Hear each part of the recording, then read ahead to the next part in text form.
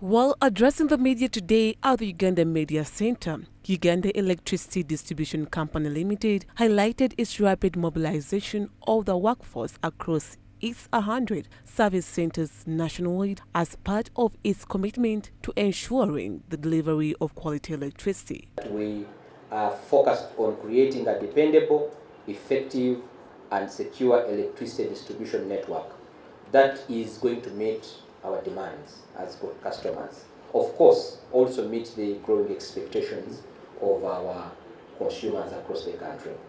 The first 57 days, of course, including the one of yesterday, they have demonstrated a lot of potential because now we are able to tell the appetite in the publics that we are serving. They have also demonstrated to us tenacity and also a definite emphasis on the long-term achievements that we must fulfill to ensure that we meet your demands.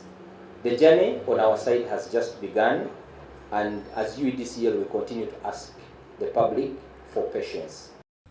Following a comprehensive mass hiring process, 96% of employees have been onboarded and deployed, with the remaining 4% requiring specialized skills set to be recruited externally. The spokesperson, Mr. Jonan Kiza, provided further clarification on this matter. But we also want to believe that it could be one or two people who were not taken up that are sour graping, or when comment came through to you. But also to give you assurance, we are considering everyone that applied in electricity, in the distribution space. For as long as they don't have any discipline issues, we'll take them up. We are considering to exhaust every resource. And I am speaking this because I know that's the position of management. So if there is a delay in reaching out to this category of people who are not taken up in the first phase, there is another phase of recruitment ongoing that should be able to absorb most of them. But also there are also other strategies.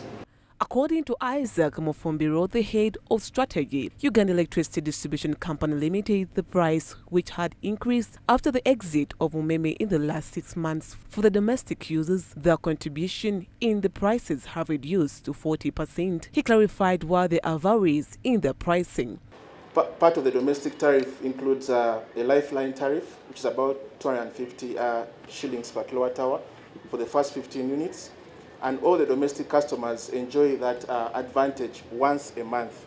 And that is why for any additional purchases, that lifeline will not appear on your receipt. We do it like that, as I've said, for demand side management, because all consumers are not the same.